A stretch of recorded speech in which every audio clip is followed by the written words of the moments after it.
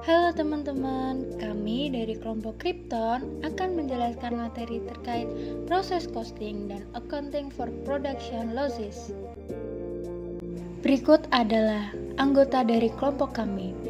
Silakan disimak videonya. Yang pertama, mengapa perusahaan menggunakan proses costing?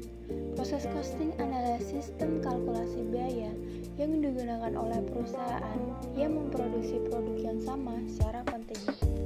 Pengertiannya lainnya, yaitu metode penghitungan harga pokok yang didasarkan pada pengumpulan biaya-biaya produksi dalam suatu periode tertentu dibagi dengan unit produksi periode yang bersangkutan.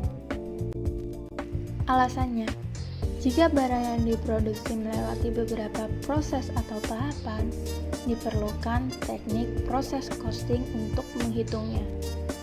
Proses costing secara umum digunakan pada suatu pabrik yang memproduksi barang secara tetap. Proses costing digunakan untuk menghitung ongkos tiap proses produksi.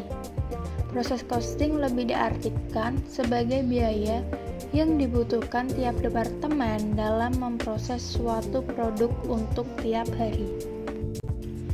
Kesimpulannya, alasan mengapa perusahaan menggunakan proses costing adalah karena produk yang dihasilkan itu dalam jumlah besar atau banyak, produknya homogen, mau ada yang pesan atau tidak, tetap harus produksi, tidak tergantung terhadap pesanan, dan proses produknya bersifat kontinu atau berkelanjutan. Dengan menggunakan proses costing, perusahaan dapat mengetahui ongkos setiap unit dalam proses produksinya setiap hari. Apa perbedaan proses costing dengan job order costing? Job order costing barangnya heterogen, pembebanan biaya berdasarkan produk, proses produksi dilakukan jika ada pesanan, dan produk yang dihasilkan satuan, contohnya percetakan. Kemudian proses costing, produknya heterogen, pembebanan biaya berdasarkan departemen yang dilalui, ada atau tidak ada pesan tetap diproduksi, dan diproduksi dalam partai besar, contohnya perusahaan air mineral atau aqua. Cost of Production Report adalah suatu kertas kerja yang menyajikan jumlah akumulasi biaya dan pembebanannya ke hasil produksi dalam satu bulan atau satu periode. Tahapan untuk membuat Cost of Production Report adalah yang pertama, membuat schedule kuantitas. Yang kedua, menghitung cost per unit ekuivalen. Dikarenakan unit hasil produksi pada WIP akhir belum lengkap, maka untuk tiap komponen biaya produksi harus dihitung unit ekuivalennya masing-masing. Unit ekuivalen adalah jumlah sumber daya, meliputi material, labor, dan factory overhead yang telah digunakan untuk menyelesaikan satu unit produk utuh.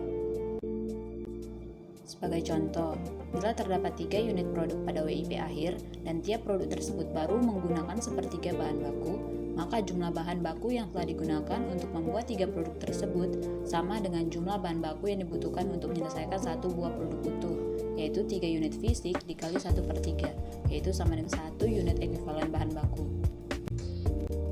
Tahapan yang ketiga, menghitung nilai cost of production yang ditransfer ke departemen berikutnya. Tahapan yang keempat, membuat pertanggungjawaban biaya. Production losses in a process costing. Jadi, ada 3 bentuk produksi yang hilang. Yang pertama adalah scrap. Scrap merupakan barang atau bahan sisa produksi yang tidak dapat digunakan lagi dalam proses produksi perusahaan, tetapi masih memiliki nilai jual walaupun kecil. Contohnya, sisa gergajian kayu pada pabrik pemotongan kayu. Yang kedua, ada spoiled product. Spoiled product atau barang rusak merupakan barang yang rusak atau cacat atau tidak memenuhi standar yang dipersyaratkan dan tidak bisa diperbaiki atau dikerjakan ulang agar kembali dapat memenuhi standar. Yang ketiga, ada rework product. Rework product adalah barang yang dilakukan pemrosesan atau pengerjaan ulang oleh perusahaan dikarenakan barang tersebut tidak memenuhi standar yang telah dipersyaratkan. Dengan demikian, rework berbeda dengan spoiled product karena atas rework dapat dikerjakan ulang atau dapat diperbaiki. Berikut adalah contoh soal dari bab proses costing, di mana di soal tersebut kita diminta untuk membuat cost of production report dengan metode FIFO, dan kita juga diminta untuk membuat jurnal. Berikut ini adalah cost of production report dari Felicia Manufacturing. Di sini kita membuat draw physical flow unit.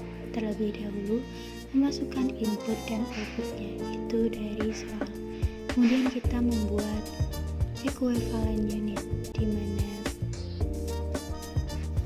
kita memasukkan physical unit terlebih dahulu, dan kita mencari direct material, direct labor, dan FOH dari persentase yang diketahui dari soal.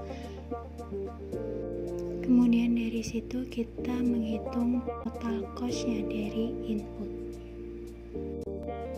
Setelah itu kita mengetahui cost per equivalent unitnya.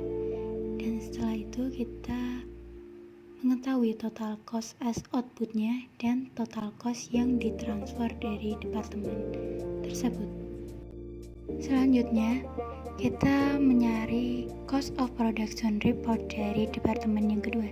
Langkah-langkahnya seperti sama yang tadi, kita memerlukan physical flow unitnya yang diketahui dalam soal. Kita tahu input dan outputnya. Kemudian kita mencari equivalent unitnya berdasarkan persentase yang diketahui dari soal. Kemudian kita menemukan, yang ketiga, kita menemukan cost-nya atas input. Setelah itu, kita menghitung cost per equivalent unitnya. Kemudian kita juga menghitung total cost as outputnya dan berapa total cost yang ditransfer. Kemudian kita melakukan penjurnalan. Yang pertama, melakukan penjurnalan pembebanan manufacturing cost pada departemen fabricating. Yang kedua, transfer dari fabricating departemen ke finishing departemen. Yang ketiga, pembebanan manufacturing cost pada departemen finishing. Kemudian jurnal yang keempat, transfer assembly departemen ke finish good. Di sini saya akan menjelaskan contoh soal problem 74 pada Bilasley Company yang menggunakan proses costing dengan metode rata-rata. Jadi diketahui Bilasley Company ini menggunakan dua departemen, yaitu cutting dan assembly departemen. Unit diperiksa pada tahap penyelesaian 90% di cutting departemen dan di akhir proses di assembly. Diketahui bahwa unit produk yang spoil di assembly departemen memiliki nilai jual $3, sementara di cutting departemen tidak memiliki nilai jual. Diketahui bahwa data terlampir sebagai berikut. Langkah yang pertama adalah draw physical flow unitnya. Buat data input dan data output, unit in beginning inventory-nya berapa, unit started during period-nya berapa. Lalu untuk output yang ditransfer berapa, yang spoil berapa, lalu ending inventory-nya berapa, catat masing-masingnya. Lalu yang kedua adalah hitung equivalent unitnya. Dihitung berdasarkan yang ditransfer, unit yang spoil sama ending inventory-nya. Lalu yang ketiga, hitung biayanya, yaitu dari beginning inventory dan biaya yang ditambahkan selama periode berjalan. Yang keempat adalah menghitung cost per equivalent unit. Jadi total cost as inputnya dibagi dengan equivalent unit.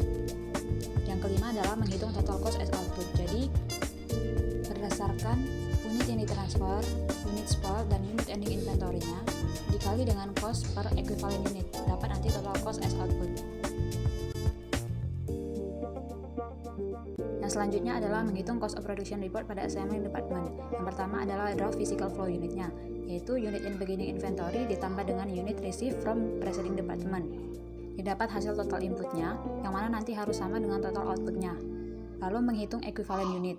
Dihitung berdasarkan unit yang ditransfer, ditambah dengan unit yang spoil, ditambah unit ending inventory, dapat total equivalent unit.